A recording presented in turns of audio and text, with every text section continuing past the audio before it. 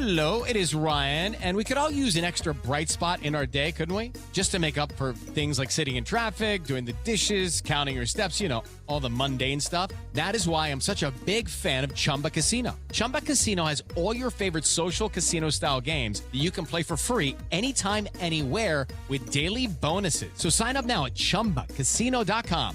That's ChumbaCasino.com. No purchase necessary. VGW Group. Void where prohibited by law. 21 plus. Terms and conditions apply. The following podcast is brought to you exclusively by the Rad Rob Radio Network. This is PBA champion Kyle Troop, and you're listening to Straight Up 5 with Johnny Petraglia Jr.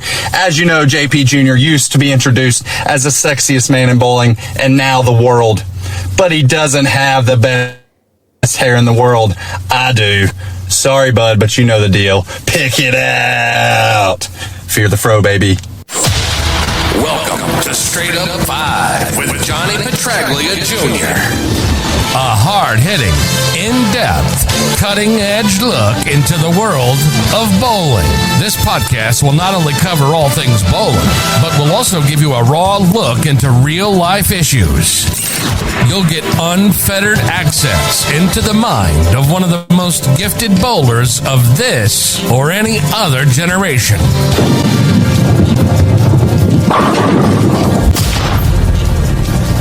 So without further ado, let's introduce you to the hosts of the show. Rad Rob, Rob Francois. Rad Rob, Rob Francois. Dr. Ocho. Dr. Ocho. And the incomparable Johnny Petraglia Jr. Johnny Petraglia Jr. Hey guys, welcome back to Straight Up 5 with Johnny Petraglia Jr. And here's the Ocho. What's up, buddy? Hey, that was good. Better intro. Let's go. I knew you'd like it. I knew you would like that. You don't like the long-winded stuff that goes on here, so. It takes you an hour, and you say, like, well, everything I've said before has already been said, so now I'm going to say it again. So I shouldn't say anything, but I'm going to say it. And then nothing gets done, and then we're an hour in, and you're like, okay, time to wrap the show up. Here we go. Great seeing you. See you next week. Tonight would have been the night to do it because Johnny is indisposed right now. So he's all right. He's just doing something. It takes a minute. The guy's a pro. He's got to be professionally done. That's all. He is a pro. And as I say that, his ears must have been burning because he's here. Good evening, Johnny P. What's going on, buddy? Hello. Good to see you.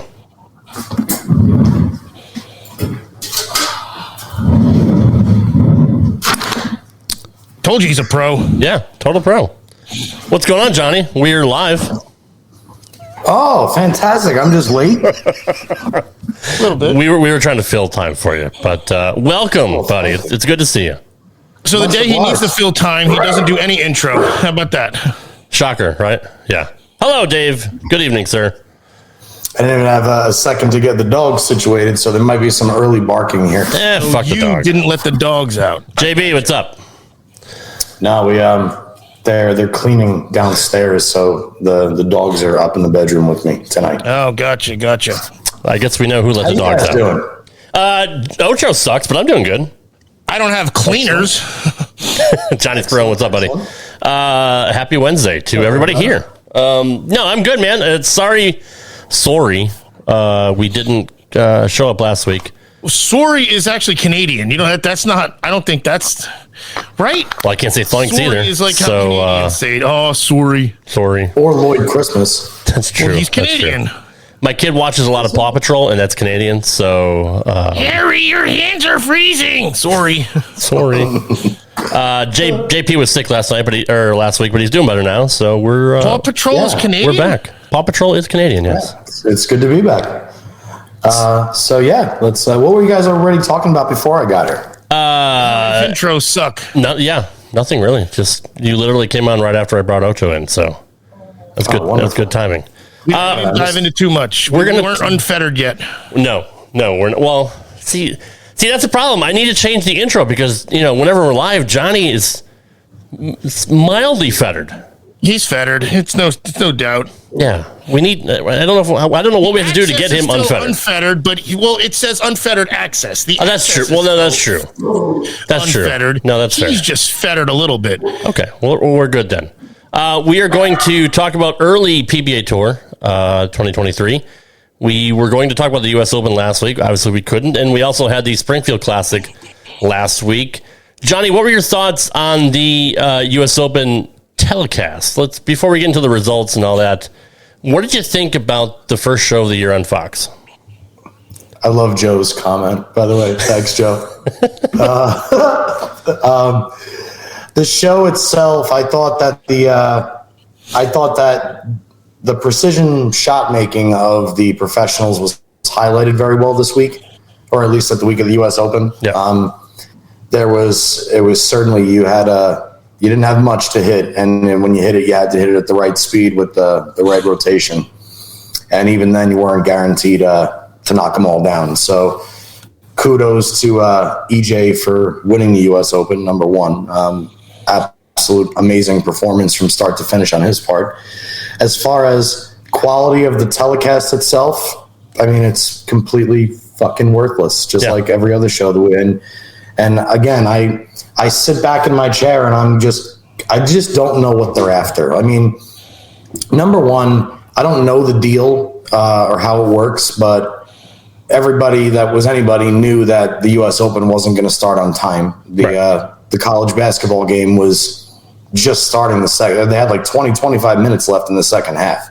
So basically right there, it's already, okay, well, if you don't have FS1 or FS2, then you actually can't even watch the beginning of the show. So that's I didn't even know that. Oh my God. Oh, because the bowling was live too then, right? I assume? Correct. Yep. What are network obligations are they bounce it to their sister channel if they have one. That's right. It started on FS1, and obviously if you have a DVR, well, there's nothing you can do about it. So yeah, because all I did was see college hoops. I was pissed. Absolutely. Yeah, I was pissed that I missed 90% of the first match. But hold on real quick. How could they whiff by that much? I mean, we have overrun. We have, 3 minutes, 4 minutes sometimes. Game goes into OT, a high scoring game, or fouling at the end, in basketball. How did they whiff by such a big margin? I mean, like you're talking, you said how many, what's college basketball? 20-minute halves, right? Yeah, I don't watch women's basketball, so I don't know what they're. But I mean, right. Because we know, like NFL, you get 3.5 hours. Baseball, you get 3 hours usually, and then a post game. Even though it always runs over, the 1 o'clocks always spill into the 4 o'clocks with football. So that we've seen, but I guess maybe they do 2 hours for women, but they only gave an hour. And I don't know. I wish I should have looked at that because I don't know, and I didn't even know it was on TV anyway. But probably going to happen every single week if they keep doing the same thing. I mean, we're going to run into this all year. A lot of time, sure. Yeah. And then honestly, what you guys are saying here, and I actually really like what Roger said too. Remind me to bring up something about that comment. It's like borderline really, really dangerous to talk about, especially in this day and age. But I actually read about this when this came up. There was an argument that came up when they were talking about pay when it comes to paying a woman and paying a man, and they used a really, really good sports reference. And I want to bring that up later, but I'm gonna weed into that one. Okay. It also has to do with how much money the women's sport does generate too, right? I mean, the advertisers, I got to figure that's got to be something to it. But anyway, go ahead. Yeah. But back to the show. So now they enter late, and you would think, okay, we have to be somewhat prepared that if we enter late, now we have to figure out a way to crunch everything in to this show and still be able to show the 4 matches. Try and save 5 fucking minutes for a trophy presentation, please. Something. And instead, what they do is they pick right on up in whatever part the show actually gets switched back over to Fox, and they reserve X amount of minutes for commercials. They reserve X amount of time talking about what's happening, and then they cut to like the little segments of guys that half the bowling population doesn't even know, talking about what makes the U.S. Open the U.S. Open, and they're all just sitting there with these sour pussies on their face talking about how hard they are. And how miserable the lane condition is. And they put aside all this time to break down how hard the U.S. Open is, yada, yada, yada. Meanwhile, it's serving no purpose to the general public. It's not helping in any way. It's not, in the way that they're doing it, they're just not doing it in any effective means whatsoever. Like, there's no examples. There's no, like, they're not saying here's why it's so hard, or like, I mean, I'm sure the bowlers might have, but they, and also, was there any recap? That was where I was going to close with. Go. Sorry. They get, no, totally cool. They get to that point where, like, all the bowlers are just, so what's so challenging about the U.S. Open? Well, it's the hardest thing you'll ever bowl. It's a mental grind. It's this, it's that. You have to be 100% this. And like, okay, we all know that already. That's the way the U.S. Open's been for a long time, right? Now, E.J. Tackett, in an extremely emotional U.S. Open Triple Crown victory, by the way, guys, 9th bowler in history to complete the triangle, the Triple Crown of bowling, E.J. Tackett does it in Indiana, where he's from Bluffton. I don't know how far Bluffton is from Indy, but I know Indiana, the state, is only about 140 miles across from west to east. So he can't live too fucking far. So in front of his hometown crowd, he wins the Triple Crown. And before EJ even has time to shake Kyle Troop's hand, they are sprinting. This asshole is running over to him, legit trying to throw the U.S. Open green jacket on him as fast as Shooter McGavin stole fucking Happies. And to a point that EJ has to actually say to this guy, whoa, man, hold on a minute, and goes and shakes his opponent's hand and says, good match first. They shove this jacket on him. They give him maybe 5 seconds in front of the camera before they have to break away. So the show was cut short by women's basketball. It was cut short at the end because they decided it was more important to tell the public how hard the U.S. Open was than look at history being made in front of our very, very eyes. They didn't even want to fucking talk about it. They didn't want to even mention, other than the one time that they put a little ticker on the bottom, that Anthony Simonson could have been the first bowler and second ever since Dave Houston to win back-to-back U.S. Opens. Instead, all they did was, it was just another fucking circuit. It's another circus every single week. And just like we always use references in everything else. Imagine Chris Berman saying he could go all the way, and then at the 3 fucking yard line, they just stop the broadcast. I feel like it's like if someone gets their 3,000th hit, and then they're like, and they just resume the game, or like there's no applause, there's no power pause, there's no celebration. Like someone gets their 3,000th hit and it's business as usual or something, or they say, okay, that's all we're waiting for, game over.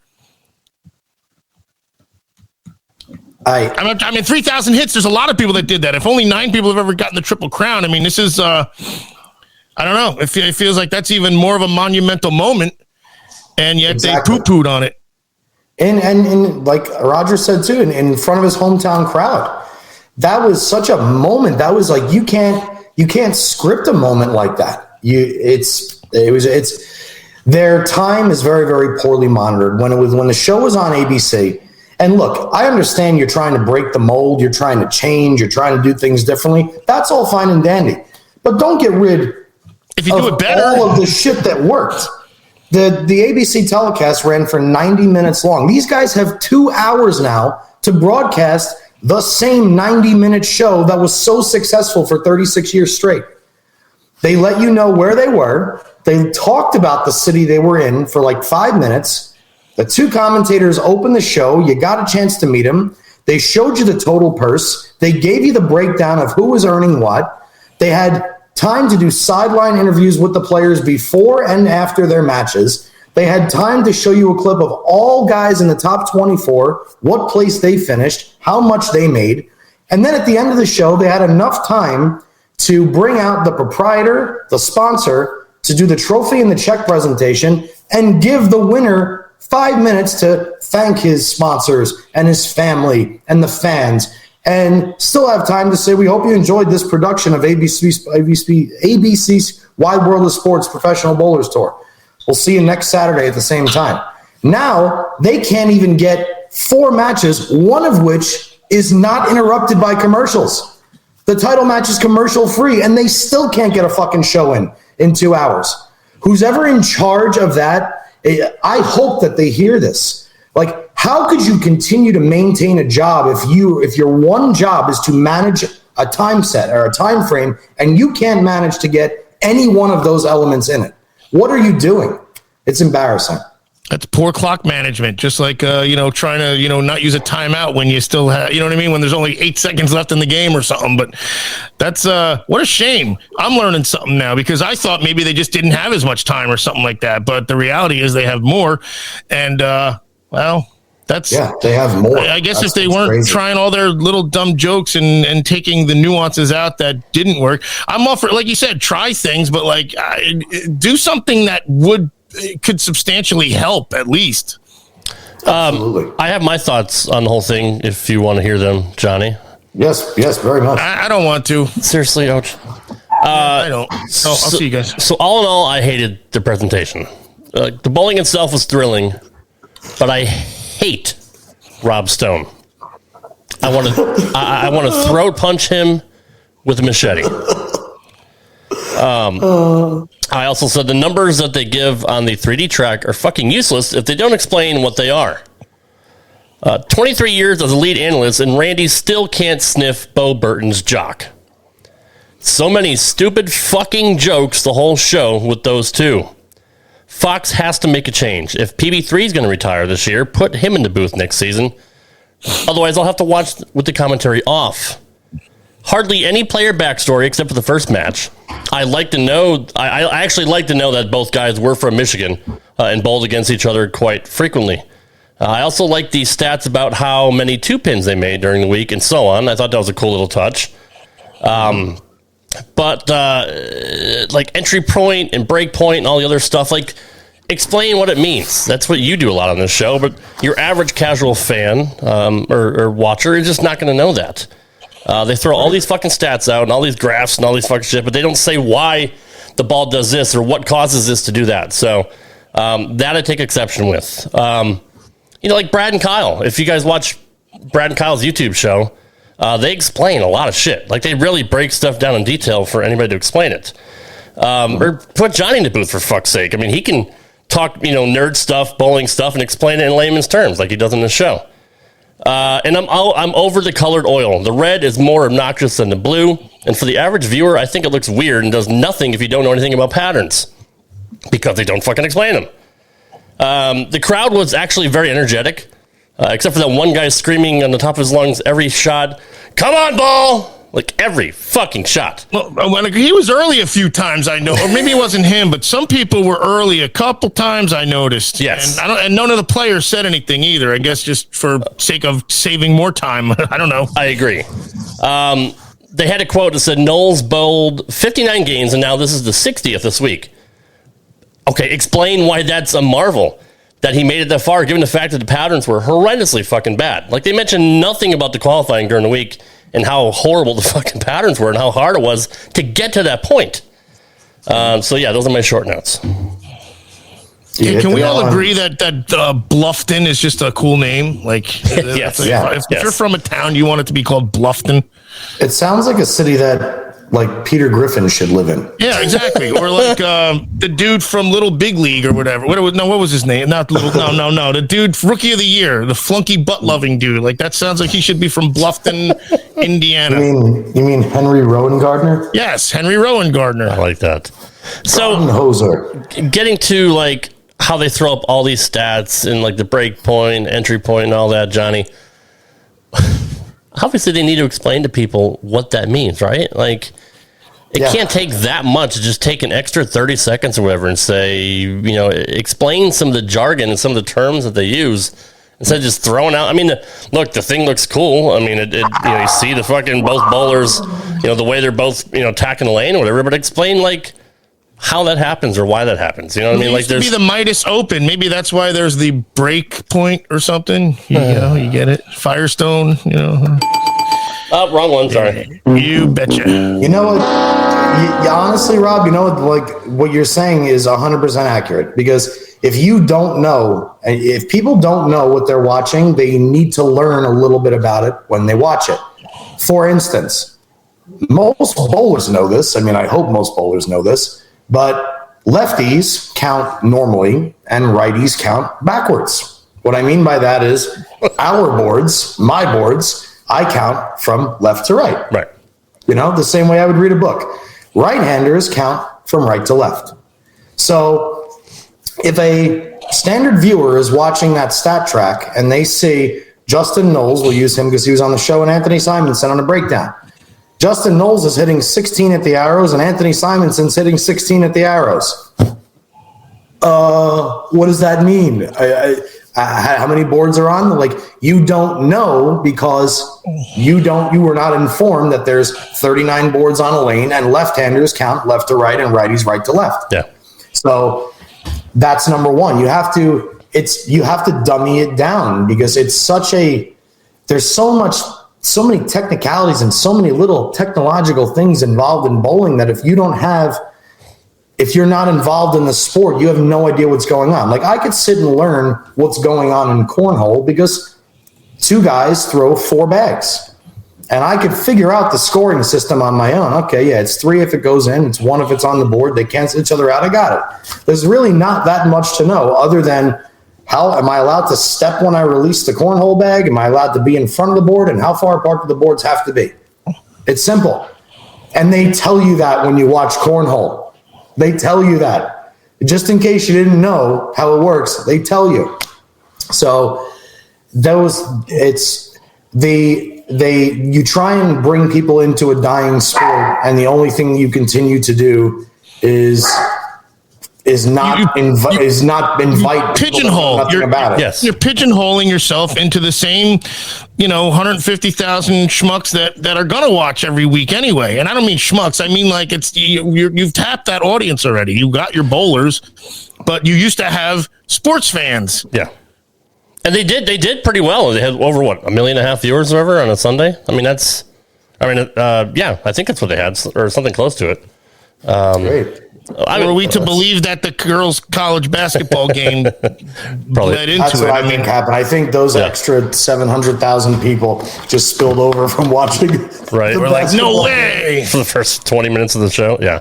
Now, Real quick, by the way. Yeah.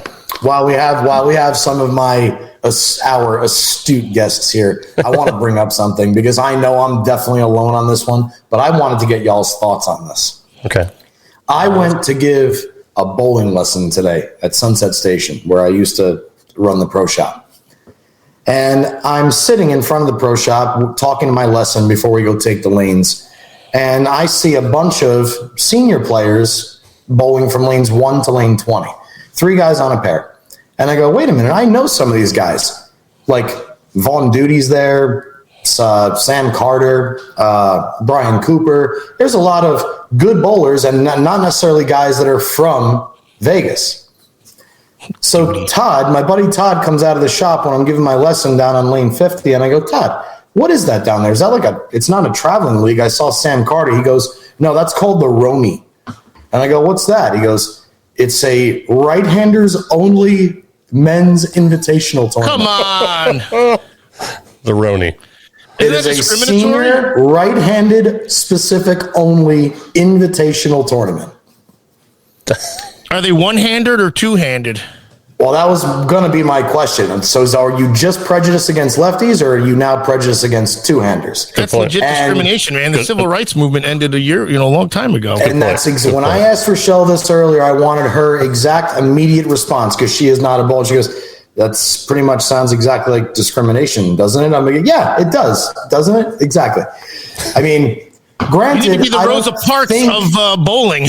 I don't think it's a wretched idea because half the time the righties are complaining that the left is easier. So if you take them completely out of the equation, yes, and you limit the field to one specific kind of game, fine. But I would think with the way that this world is changing and the advancements we're trying to make and accept everybody for what they are and this and that, that I found it to be pretty prehistoric to have a right-handers only invitational tournament. Good point. What if they threw a backup ball? That would piss a lot of people off. Hey, it's still the right hand. That's true. Is that why they call it many people? I don't know many people that throw a backup ball that are really good anyway. That's true. Other than Simo. So Yeah. So I don't understand this Springfield Classic thing. Obviously, it wasn't televised. The Super Bowl was on this weekend, so there was no step ladder. Like, what was the whole tournament thing about? Like, what was the format? Do you know? Oh yeah, I mean, I kept up with the Springfield Classic. It had a standard PTQ. Here, I can pull it up for you right here. If you just give me a second to go, they have these wonderful devices these days where you get anything instantly, any information you need. It's right there in the palm of your hand. Even candy? See? What candy? The bastard stole it. All right, here. Life is spinning out of control. Let's find the schedule. I think there was a 4-man stepladder in the Springfield Classic. Really? Ouch. Jesse's Girl Open. Oh, I think so. They had a PTQ, which was, and then, they had a PTQ, which was 8 games. Thursday was qualifying, 12 games of qualifying, 2 6-game blocks. Third 6-game block of qualifying was on Friday the 10th. And then they took the top 22 players. And then from there, the top 22 bowled 6 more games, and then they cut to the top 12. On Saturday, there was 2 6-game rounds of match play, and then the top 4 made it to the step ladder. Gotcha. Okay. Now, when I'm trying to read that on PBA.com, they don't fucking break it down at all. Where were you looking to get that info? Just for shits and gigs? On PBA.com. Why can't I find it then? The only thing I could find was qualifier rounds. Website. Yeah. Excuse me. That's my fault. I click on the 3 little tabs in the upper left-hand corner. I gotcha. And then I click on PBA Tour, and then I click on Tour Schedule. So you weren't on the you weren't on the ESPN website though, were you? No.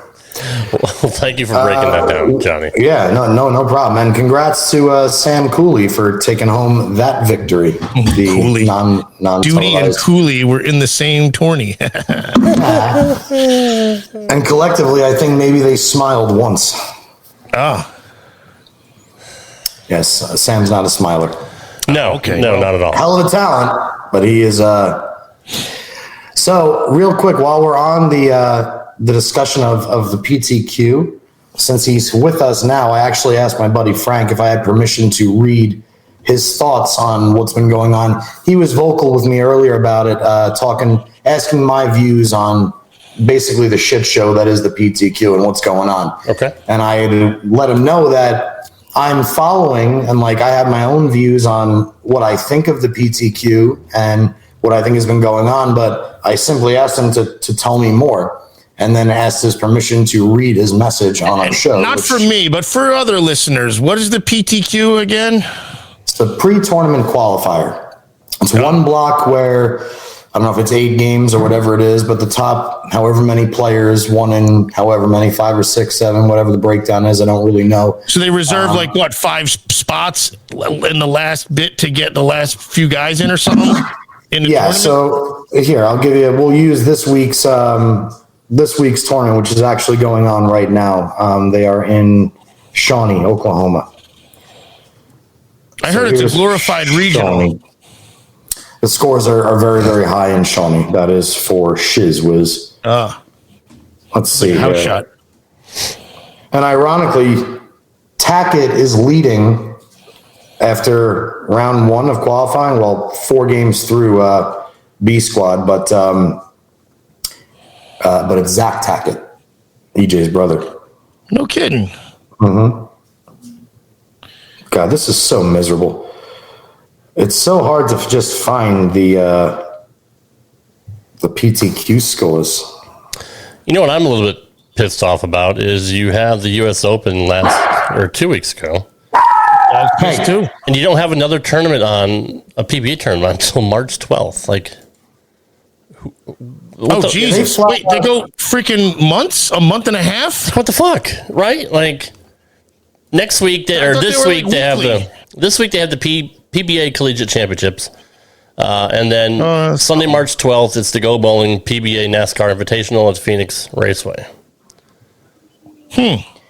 Yeah, I can't find how many they took. I want to say they took 12 bowlers out of the PTQ this week for Shawnee to comprise an entire field of, I believe, only 66.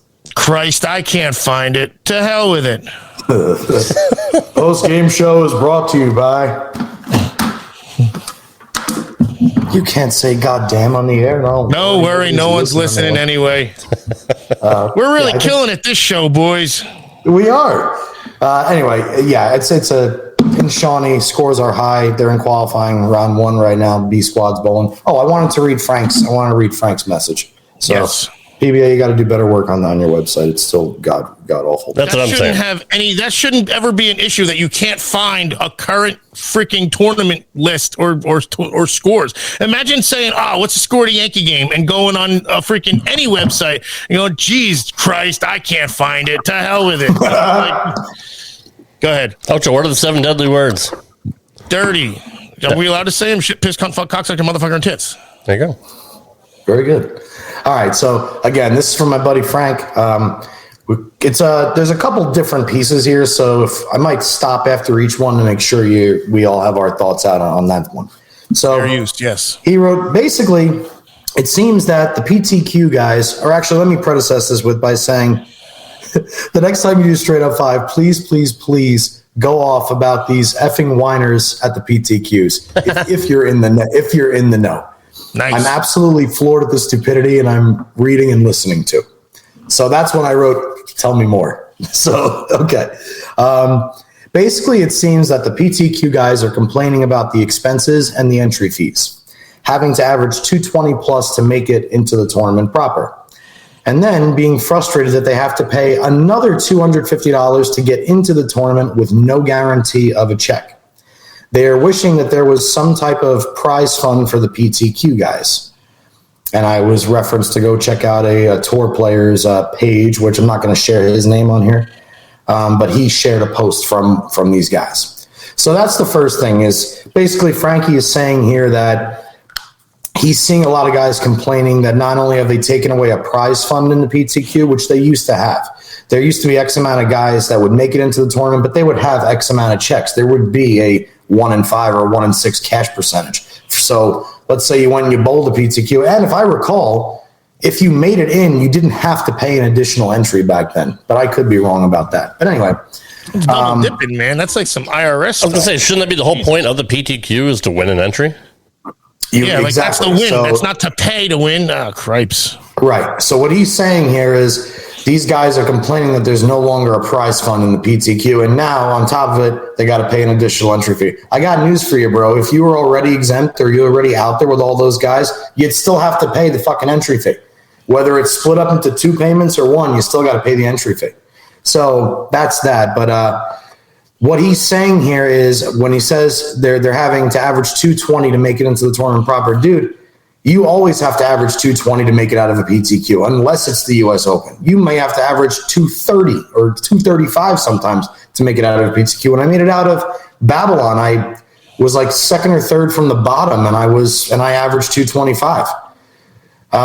Rich, I will not be back to Chacos for a while, man. I'm going to be home in early March, but I'm not back east again anytime anytime soon. So sorry to say that, but certainly not going to be able to get there in April, unfortunately. So now, having said that, it seems like Frank, and I agree with him here, is a little perturbed with people feeling like they deserve a handout, like they deserve. No, your reward is now you're entered into the event that you wanted to be here for anyway, right? So, and then he goes into his own personal story to kind of prove his fact here or provide some insight on the way he feels. And he writes, once upon a time, I was a pretty good bowler or pretty good at bowling competitively, or so I thought. In 2008, I chased TQRs for 3 months with our late friend Michael Marcus and Jason Lundquist. I'm not sure if you guys remember Jason, really, really good lefty. Henrik Lundqvist's cousin, twice removed. Yes, just without the V. Right. This one's actually without the vagina. Yes, spelled in the English alphabet.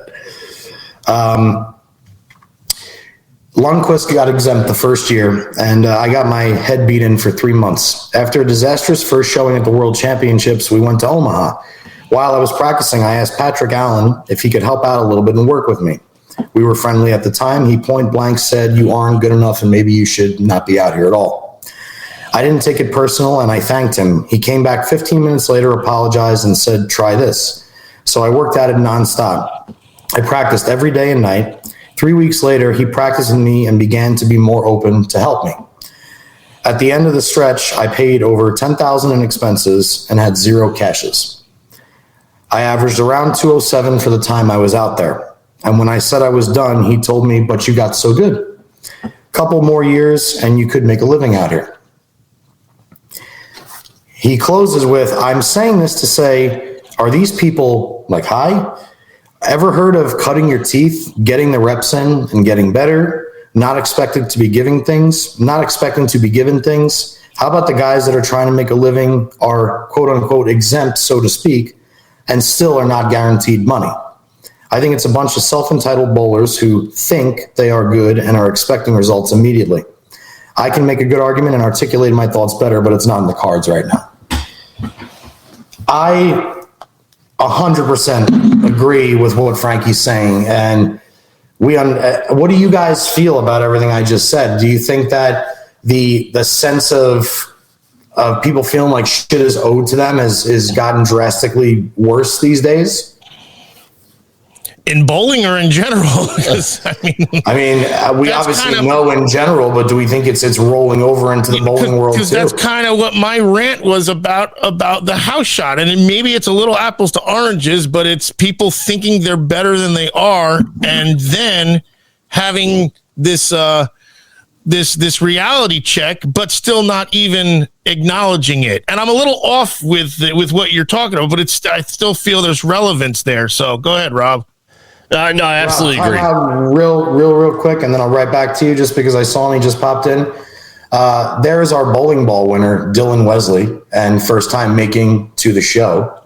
So he rolls in one time. Oh, never mind. I don't know if you can see it, but yeah, that's the shipping notice. So Dylan selected a Black Widow 2.0 hybrid. Ooh, good choice. My favorite ball. Good choice. You should get that probably in the next 4 or 5 days. I'll hit you up on Messenger directly. Congrats, Dylan. So, be a participant. So before Frank continues, Rob, your thoughts so far? No, I absolutely agree with that totally. I am a little bit stuck on the fact that if you're paying to get into the PTQ, you roll over to you qualify for the tournament. Maybe there should be I don't want to say professionals, right? This is a professional, professional. Correct. Well, what are you trying to say, Rob? What are you getting at? What are you hinting at? If you're not exempt, if you are exempt, you don't have to pay anything, right? Of course you do. You have to pay an entry fee for every single event. You do. Okay. And how much is the entry fee for the exempt bowlers? Again, it's been so long since I've been out there. I know that the majors used to be 500. Like if you wanted to bowl the U.S. Open when it was actually somewhat open, it was 500. I think that maybe the PT, like I know a regional is like 220 or 230. So PBA events got it. Thank you, Roger. And I think they're like 500 if my memory serves me correctly. So if you're paying like whatever 300 getting a PTQ, you advance to you qualify for the tournament, you got to pay another 500. It's kind of fucked, right? Like your 8 bills down. Well, no, you're paying 200 to compete in the PTQ, and then that money is taken off of your entry fee bill. Okay, it's not 200. It's not because you're not exempt. You owe 700 this week. It's not like that. So they pay the difference. Okay. Yeah, that's where I got hung up on. No way they're making anybody pay 700. I got it. But you're right though. Like you shouldn't have a cash fund for winning the PTQ. You should be lucky that you get to fucking get into the tournament. That's just to get in that's like buying your lottery ticket to win. That's the thing is when they had the PTQs during the exempt field was 64 players, and last place got a check. So the guys that made it through the PTQ got the checks from the main event. It was the guys, the 8 or 9 cash spots that got money from the PTQ. Mm-hmm. It was the guys that didn't actually make the tournament. But aren't those guys the worst of but those guys are the not as good bowlers because the ones who are better already are qualified for the main tournament. So doesn't that kind of like reward bad behavior a little bit, like Mr. Irrelevant. I'm not wording that correctly, but look, don't talk about Brock Purdy. The pre-tournament qualifier used to be, and again, Frank, I've never known that either. I never knew that you had to pay an additional fee on top of your PTQ fee. It's been so long since I bowled the PTQ, but I was always under the impression that, maybe it was. But there's a couple people in the chat that seem to think that it's not. But based off Frankie's text, I think that they must be doing that now. There's no reason he would have written that. Hello, Derek. Yeah, so, but the whole concept, I think the whole question at hand here is it's the same fucking, and kudos to what Frank said about he's not knocking anybody that's out there trying to make good and trying to follow their dream. Like, nobody's taking it that way anyway. But it also sounds to me a bunch like, just typical bowling shit.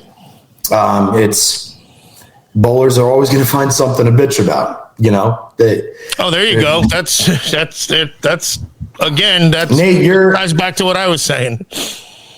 Yeah, Nate, you're exactly right, man. But your guess is probably as good as any of ours. I mean, you're out there experiencing it a hell of a lot more than we are. Hell if I know. I don't know. Maybe a new Luster King. Who doesn't need a good Luster King? I'm telling you, I got to get one just to have for my office. I'm sure I can get one somewhere. Just as memorabilia. All right, let's go. Come on, let's go. All right. Thank you, Rick Graham. Rick Graham just put it. So it's $250. Yeah, so it's a split. Okay. So you're still paying the same exact entry fee: $250 PTQ and $250 once you qualify. Good job, Rick. Perfect. We appreciate that. Thank you very, very much, Rick, and I hope all is well. I hope ball is well too, Rick. Seriously, going back to my earlier question, why is there a month between TV tournaments? What's the fucking point? I don't know, man. Well, they're kind of lucky to be on the TV, I think. I mean, you have no momentum.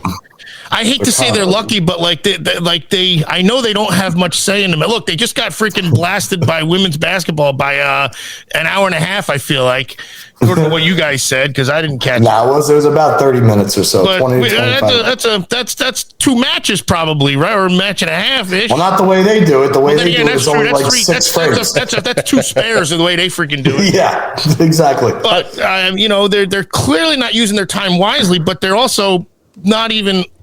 I doubt they got their pick of the litter. I at least it's not like, okay, and after racing from Yonkers, it's bowling at midnight on, FS1 or something. So at least they tried to get a midday spot, but going from Wide World of Sports where there was never any preemptive, Wide World of Sports would preempt other shit. Yes, it would. No, you're absolutely right. But that's what brought in all the ratings. Even though back then ABC... They don't have their pick of the litter. I think they have to just kind of say thank you and take their licks, but that's another reason to make the product better. Go ahead, Rob. Thank you. No, I mean, the probational bowling. The Pro Bowlers Tour on ABC was bringing in hella good ratings, but I mean, it still wasn't the main show, which was the featured show, the Wide World of Sports, which had just about every sport you could think of. Oh, yeah, Evel Knievel jumping a bunch of buses. Of course, you're going to, there's going to be a little bit of a ratings dive from bowling. Yeah, exactly. And back then also, there weren't that many channels to watch. And yeah, that's true, too. You know as well as I do, like, for instance, I'll give you a prime example. Do you guys know the talk show Sherry? You ever heard of it? No. Okay. It's a talk show. Host's name is Sherry. But Sherry comes on right after the news in the morning on the station that I watch for my morning news. So Sherry gets my ratings every day because I'm making lunch by the time she comes on, and it's still on that station. So like they keep talking about how the ratings were so good. Oh, this is the first time we've had 1 million viewers since before 2020. Okay, awesome. It was also on Fox, which means a lot of those people in those houses had Fox on already. Just on the channel. Right. So it's always going to get better ratings when it's a live broadcast on a network television show or a network television channel. So that's one thing that bumped it up a little bit. But again, we can always dive down there. But the fact of the matter is they don't inform the people enough. People don't really know what they're watching. And nowadays, when they watch urethane go down the lane every other shot, I mean, talk about boring to watch. I mean, I use a lot of urethane. Don't get me wrong. I will never touch it in league. I mean, it's fucking worthless to use in league. But I use a ton of urethane. But my God, is anything more boring to watch than urethane bowling balls going down a lane on television? I mean, it looks like it just looks like a snow tire just trying to just get through with a foot of snow, and it's just horrible. But are you talking as a bowler or as a casual fan? Because I think a casual fan's I'm both. got I'm all the pins down. I get they want to see the ball go gutter. I mean, you want to see Simo fucking cranking the resin, exactly. which he did. So, would you rather watch Robert Smith in front of the ball return throwing tomahawk messengers that are peeling off of the gutter, or would you rather watch Walter Ray Williams Jr. bowl against Scott Devers throwing urethane? I remember watching like classic bowling one time, and the ball hooked about 2 boards, and Mike Durbin was like, "That ball hooked out of the house. Do you see that thing?" And I was like, right. "Holy shit!" He grabbed the shitload of that ball, not knowing what that meant either. So I don't know. They had the ratings now. Yeah, it's like Remax says over here. I mean, the whole product itself is boring, and that's one thing they've at least been aware of. They are aware that their product has become boring, so they have tried to figure out ways to make it not boring. I think they went at that. Remember what they did was extreme sports. You know, snowmobiles doing flips and whatnot, and all that. Like the wacky, the X Games. I feel like bowling tried to utilize that genre, but until you put ramps on a freaking bowling lane, you ain't going to do anything extreme. Golf never had to do anything like that. Right. You know what else I noticed back in the day? You'd have like a lot of suits in the front row, and like, you had your guy smoking your stogie, and very classy looking people that were in the, tier after tier after tier. And again, like, gentlemanly excitement, and now I think they probably before the TV comes on, they probably go bang, bang, bang, bang, bang, and okay guys, I try to wake the crowd up, and again trying to, not that it's not exciting to be screaming during a strike, when a guy freaking, like you said, has a blower 10. I don't know what blower 10 means. Did I get that word right? Very, very good. Very all good. right, so and then I would leave a blower 10 though. You wouldn't. What's a blower 10 mean? Blower 10 is when my 5-pin goes behind instead of taking out the 10 pin on a good hit. Oh, okay. Like a blower 7-10 is when the head pin goes in front of one of the pins and the 5-pin goes behind the other one. I throw the ball straight, so my 5-pin is I did a blower 8, I guess. No, that's just a stone 8. You don't blow 8s. All right. No one's getting blown anytime soon at the bowling alley. Anyway, you can blow a 7. You can stone a 9. Yeah, and you can stone an 8. Okay. You could stone a whore too back in the day, but I guess we're civil rights. All right. Now I just praised the whores. Moving on. Big news this past Monday night. Johnny Petraglia Sr. bowled a 300, his 76th sanctioned 300 game. Congrats to old Pops. Yeah, Dad bowls his 76th non-PBA sanctioned 300 at 76 years old. Finished off the night with 229 and 255, I believe, for 784. His 76th sanction at 76 years old.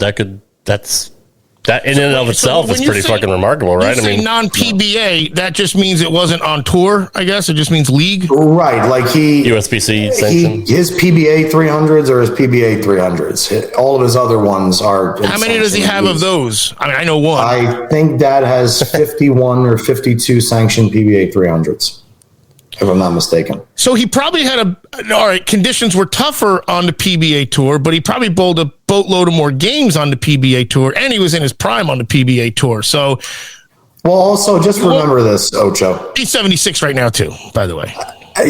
He's won PBA titles in 6 different decades. He's the only guy, I think, right? Yeah. So, and he's been bowling professionally for 7 decades. So even if he bowled 300s a year, I mean, yeah, that's true. And but again, on league you bowl 3 games. You don't bowl 56. But the reason my father only has 76 sanctioned 300 games is because my dad got older when everybody started shooting. No, that was my point. No, that was my point. My point is he bowls such few league games that's a testament, because he was always out on tour. Yep. I mean, and where the conditions were harder. So the fact that he's got a boatload on the brutal conditions with balls that hooked only 2 boards, or I know in the 90s, I think these hooking balls came out more, but still, the dude's been effective, let's just say, for 50 plus years. How about that? Absolutely. No, Derek, Dick 5 for did Dick. It for 5, did it for 5. Dad did it for 6, and Dad's also the only person to cash in a PBA event in 7 decades. That's amazing too, honestly. People aren't even alive that fucking long. No shit. I sure as hell won't be. 2 questions. Was it Howell Lanes?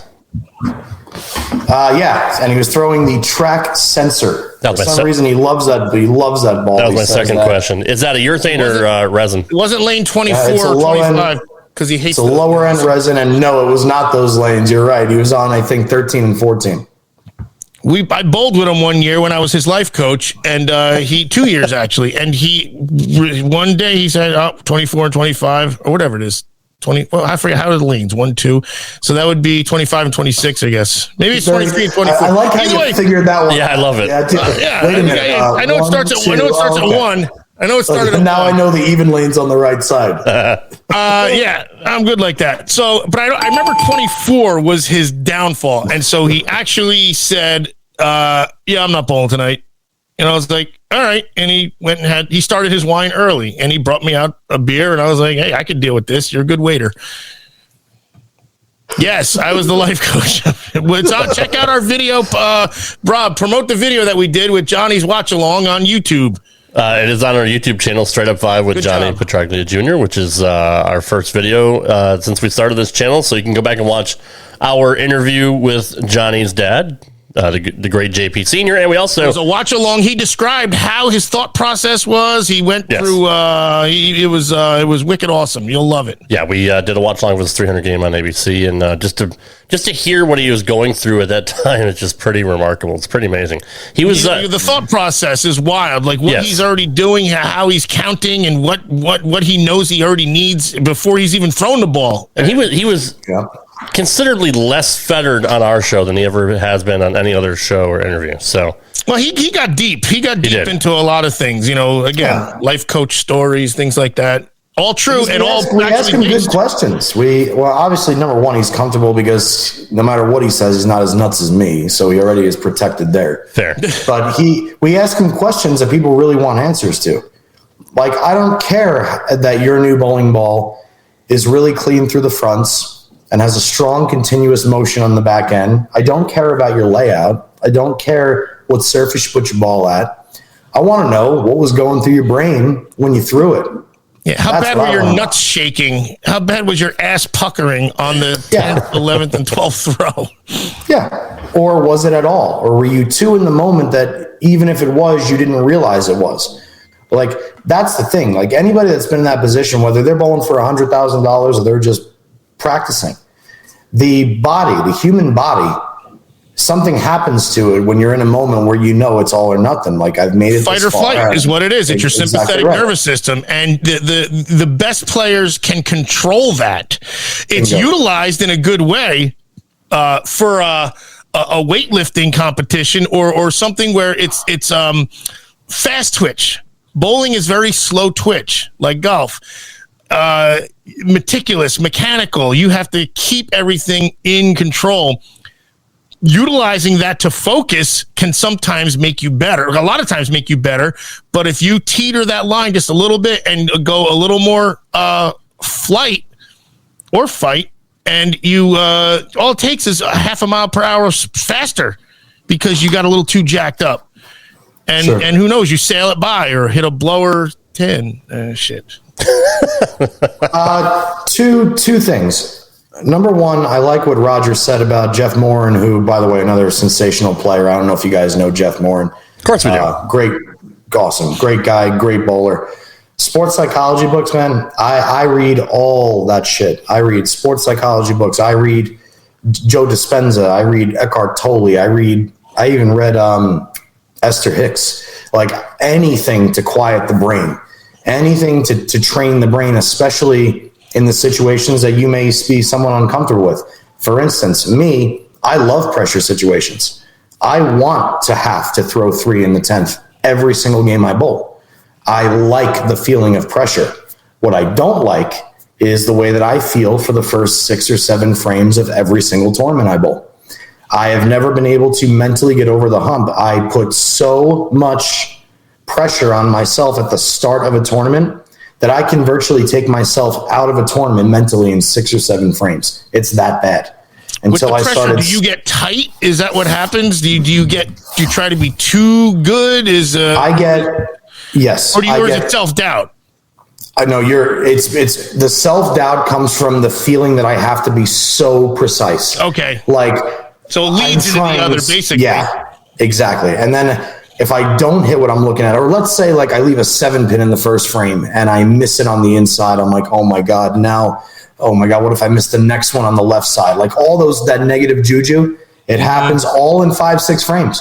Like I'll start sweating profusely. It'll like, what the fuck just happened to me? And then it's like, okay, now I can just kind of fall into rhythm here. Even the night that I averaged 272 and won that tournament, that first game that I bowled 279, my legs were so rubbery under me because I knew that I had a good look. And when I know I have a good look, that's usually when I struggle more because I'm like, oh my God, I have such a good look. I can't blow this, right? And I got Anthony Simonson on one side and I got George Gohagen on my other side. I'm like, fuck, it's very odd for me to go out and bowl a tournament as well as I did that one. I'm usually the very, very slow starter, like creeping in, and I don't want to be like that anymore. I'm consistent enough that I don't need to waste 6 or 7 frames every single time I bowl an event anymore. Before we get too far into it, because I've been kind of checking the comments over here, I've seen a couple, first off, Mike Ramaclis is he was one of the best bowlers I watched and admired growing up as a kid, number one. But he put a thought that generated a lot of other comments from some other really good bowlers, like obviously the guys we have here, Normal, Dean Richards. And so I wanted to see can you go back to the Remac post where he was talking about, I think it was defense and offense in the sport? By the way, I like having to throw 3 in the 10th also, but only on a house shot. If I was at Nationals and I had to throw 3, I'd pucker and I'd probably suck. So there you go. When it's easy and you got the big red wiffle bat in your hand, it's easy to hit a home run. Go ahead. Absolutely. It's on the screen, Johnny. Can you see it? No, that's Dean's response. Oh, I'm sorry. I want Mike Ramaclis's post. Let me scroll up. There we go. Dude, by the way, it was snowing here yesterday. What? Yeah. Come on. Global warming. Remax says, I just feel like bowling has done everything it has to decrease offense on tour, yet every other pro organization has changed rules to increase offense. Make sure I'm reading this right because I want to really put my... Maybe because they can only go up to 300. I mean, and everybody's throwing them. I guess the more offense, how many more 300s are we going to... Go ahead. I'm talking out my mask. I do agree with this statement. I do agree that there are, they do everything they can to, with the few things that they can do to a bowling lane to limit the power of the equipment that we have now. Well, I mean, he's right. Yeah. Like with football, obviously they have rules. There's so much more PIs called now or defensive holding. You can't fuck with the quarterback. So football's done a lot to increase scoring. Obviously, baseball did when they juiced up the balls or juiced up the fucking players. In basketball, I mean, there's no defense anymore. So you're right. Bowling is really like the only sport that doesn't do that. They make it harder for people to fucking get to a tournament. Yeah, that's a good conversation starter. I'm sure there would be a lot of people that had a lot of different views on that. But just reading it for what it is right now, I think, it definitely does try and decrease offense more oftentimes than not. It's still crazy to me that they don't have a couple tournaments a year that are just in like the easiest bowling alley in the United States on the easiest house shot in the world. Just like, you want to see how much better the world's elite are bowling on what you're bowling on? Well, let's see. And then that opens up an entire different can of worms because most tour guys don't want to bowl in a house shot because it's a totally different world and maybe they won't bowl as good on them. Who knows? It's like home run derby ruining someone's swing or something like that, because they just start freaking cranking. Absolutely. But yeah, that was I like that comment, and I like that it generated some chit chat over here. All right, moving on to our final segment of the week. It used to be called the Idiotic Post of the Week, but it's been rebranded as the Imbecile of the Week. It's time for everybody's favorite segment. If you guys don't know how to use a seatbelt, just ring your call button and Tommy will come back there and hit you on the head with a tack hammer. You know, Lloyd, just when I think you couldn't possibly be any dumber. Here's the Imbecile of the Week. Some people are really stupid.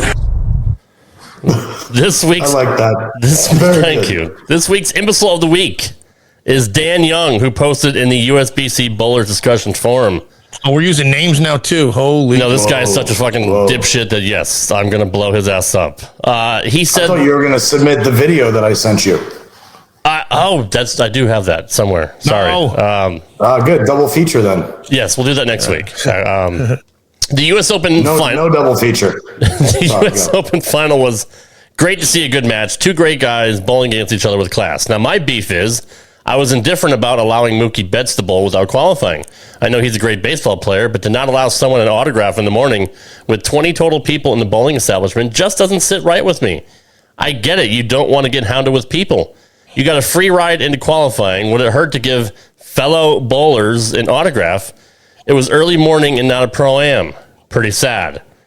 Now, to give some context about this fine gentleman, somebody wrote down in the thread, "Aren't you the guy that called Jason Belmonte Blomo after day one of the PTQ?"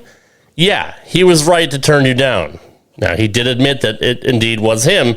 And going back and looking at some of his other posts in the group, he trolled Belmo 4 days before that, after that, and says, "Was wondering if Belmo made the cut," smiley faces. He said, "I'd like to congratulate Jason Belmonte for winning another championship." Oh, wait, never mind. My bad. So he's been trolling Belmo for quite a while, putting up a picture of Walter Ray and Belmo asking who's done it better, #Cinnamon Post. How do you troll the best bowler to ever walk the earth right now? Like, that doesn't make any sense. And like, the guy's got no sign of stopping. And let's remember that when he didn't bowl, he killed it on color commentary. Or what he did? What did he do? He did analytics or something. He was doing the sideline freaking reporting. He made Kimberly Pressler obsolete, except she's still hot. Dan Young has been trolling him since at least 2020, as you see from this picture here, that Satan is a two-hander, of course. Another post in 2020, Mark saved from Belmo's post today. So this guy's an ass clown. But just going back to his wasted energy, though, shit. Yes, going back to his original post about the PTQ, it really wasn't that. It wasn't about Mookie really being in the PTQ.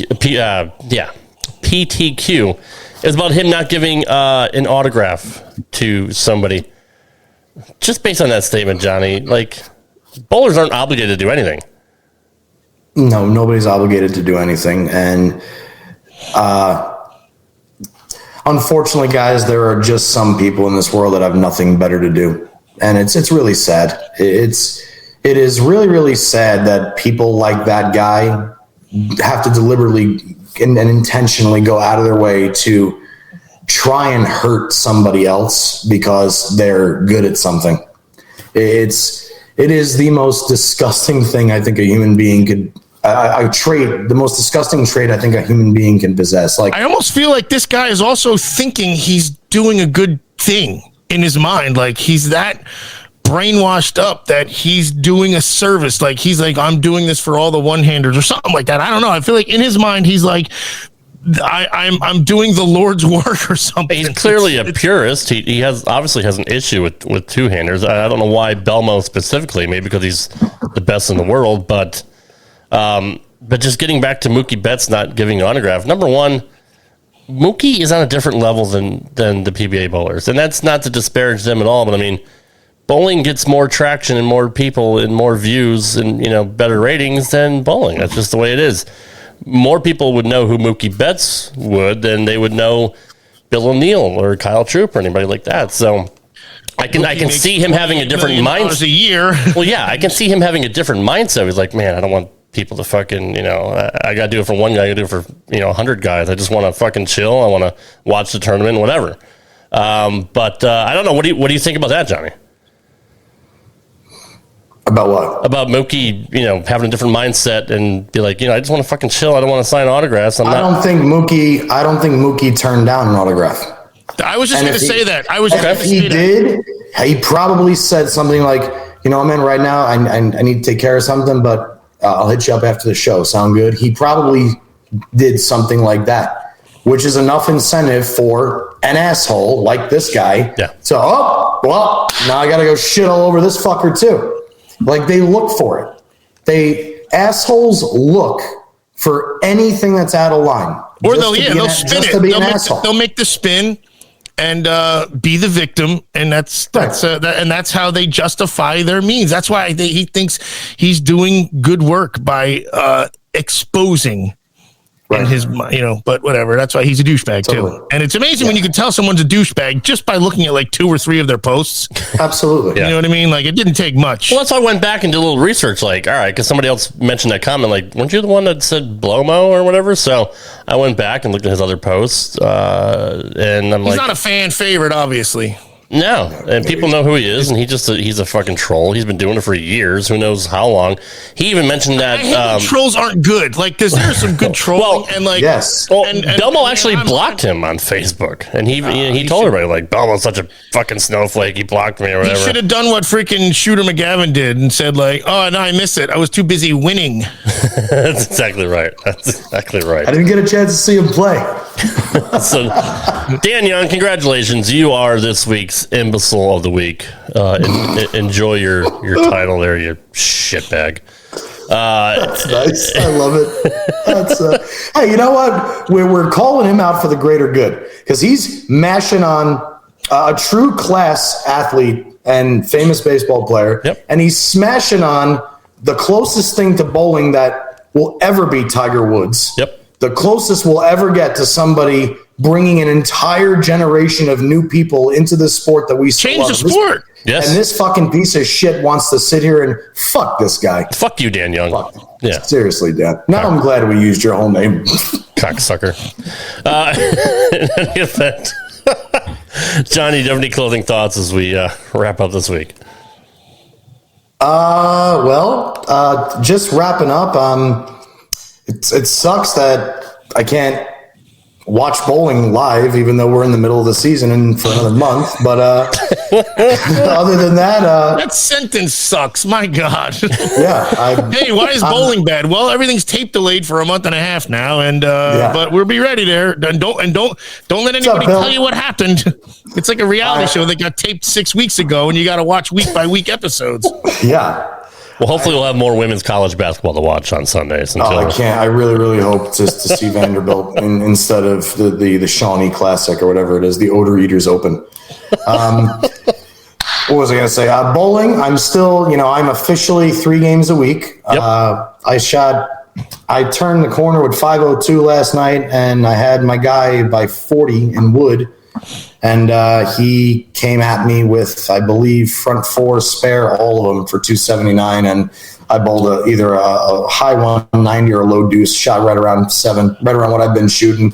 So I'm steady Eddie, not much changing. But I did order the 6er. I think I ordered 6 bowling balls to get myself ready for USBCs because my team and I bowl USBCs this year on March 17th and 18th. So I'll get the balls delivered tomorrow, go get them all drilled up, practice with them a little bit, and then I'm heading home beginning of March, back here, and then driving out to Reno at the end of the month. And then hopefully by the time those trips are all done, it'll finally start being warm weather out here again so I could hop in that goddamn pool because I'm tired of this cold and the fucking Vegas snow. Vegas snow, it's 2 words I never thought I'd hear together unless somebody was doing lines at the fucking MGM. But it's not like anything sticks or anything like that, but like sometimes the mountains are covered in snow at the peaks, but man, full coverage on the mountains and like driving through snow, wipers on. It's enough to shut everything down for a day. It sounds like. Mm-hmm. Yeah, and out here, I mean, the drivers out here are bad in good conditions. True. You should see these fucking lunatics when the roads are bad. I mean, it's amazing. If you've never done something, you don't know how to do something. Like where we're from, give a couple extra car lengths, tap on the brakes. If the car's spinning in one direction, keep spinning it in that direction. Like we know all these counter steer. Yep. Right. These people out here, they don't know what that is. Slam on the brakes. They don't know what that means. Yeah. They just don't because they never ever see it. Is he here? Good. Tell him to rewind and make sure he watches what we just said. You're a dick. Roger. Yeah. Fuck you, Dan. Ocho, how you doing in your league, buddy? I'm good. No, how good? Like, what'd you ball last week? 655-ish. Where do you struggled with a 6? It was nothing big too. It was all small, so that's what kind of sucked. What are I you? lived a little bit out there. What are you averaging? 212. I'm sorry, I didn't hear that. Mike, we will get back on the course soon, man. 212. It's freaking. I'm averaging 212. You fruity ass. Okay, so you're talking about the big red wiffle bat, and you're only from 1984. It doesn't matter. 212 on a house shot. It doesn't exactly. It's 212 on a house shot. Give me one of them good balls, and I'll average 215 probably. Johnny, can you give him one of your? Can you give him one of your balls? I sent you guys the pit. What balls are those? I sent them to you last week. What candy? The bastard stole it. Did you send it in text message or where? I sent it to the group. I thought there was a green one and a red one. Did you really? I missed that. What was I doing? Hold on. Let me check my mobile device as we. No, I just see a bunch of arcade games here. Some dead air. Oh, those were cool, weren't they? I sent. And now I see Danny Wiseman stuff. Yes, Danny Wiseman coming on the show here in the next couple of weeks, so it's going to be good to have him on the show. Yeah, don't miss that one. Super nice guy. I got it. Oh, no, shit, that's not me. Damn it. Damn it, Ocho. You sent these balls too. It wasn't to us. Yeah, it wasn't us, babe. I'm telling you. Don't go anywhere. Because Rob has to write freaking 4,000 things and then no-show us usually. Shit. Oh, what? No. I got 12 minutes, Ocho. Hurry up. Hang on. Everything's fine. I don't. What if we go to like our? Can you look at the pictures? Like, don't you see pictures? Nope. Oh, hold on. I found them. Hold on. A green one called the Primo. That's hard to fucking say. Okay. It says. And then the other one is Primal. Okay, so those are both really good bowling balls. The Primo was a lower or midline radical ball, probably about 5-6 years ago. You're welcome, Ocho. And that's a Primal Rage, man. That's a really, really, really good motive ball. What is it? I don't think drill them. Those are. I would drill both of those. Yeah, absolutely. Which ones did they replace? I only got the tote is only so big. Dan, rewind. Yep. Get out of here. That's really him. Yeah, of course. We called him out, and there he is. This freaking chuck wagon jumped on the freaking stream. Oh, my stars. And I'm pretty sure Roger went and got him, which means we may be in for a war, but we're out of time tonight. We are out of time, unfortunately. I can... Don't you guys worry about a thing. Johnny's pro. So I should... all right, you tell me which... Okay, I love his pro. I'll drill him. All right. I mean, I won't because I don't know what I'm doing. I'll probably do it in a few years. Roger, you... We love you, Roger. Roger can do whatever he wants. It's perfectly fine. I'm happy. His last name's Meanie. He's obviously not too nice. See what I did there? Good shit, man. Wow. Emil gets it. Emil's got more 300s than all of us. He has 96 300s. That's amazing. Or it's something close to that. It's fucking stupid. Hell yeah. And when you're hammered, that's like 180. That's a good point.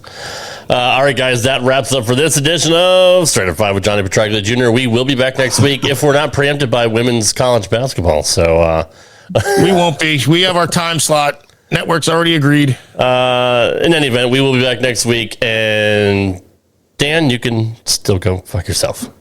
See you next week. See you guys. Your dad hates that guy. Thanks for listening to this edition of Straight Up 5 with Johnny Petraglia Jr. You can follow the show on Twitter at Straight Up 5 Pod. Follow Johnny Jr. at JPJR07. Follow Rad Rob at Rad Rob Gaming. and follow Dr. Ocho at the Dr. Ocho. Got a question for Johnny? Send your questions to straightup5podcast@gmail.com. We'll see you next time for another edition of Straight Up 5 with Johnny Petraglia Jr. Right here on the Rad Rob Radio Network.